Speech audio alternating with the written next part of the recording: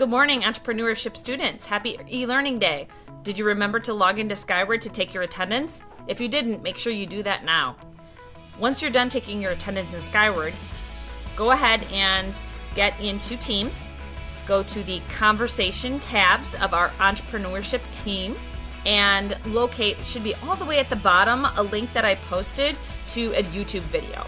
So go ahead and click on that link. Its title is There Actually a Business Here? And that's going to take you over to YouTube. It is going to start with an advertisement, so you're going to have to either wait or skip if you have the option to skip that ad. It should just take a minute. And then you're going to watch an episode of a show called Elevator Pitch. Okay? So the episode that I posted is 17 minutes long, so I want you to watch the whole thing. And once you've watched it, then I want you to come back to Teams. And down here where it says Start a New Conversation, I want you to choose one of the pitches from the elevator pitch episode that you thought was the best.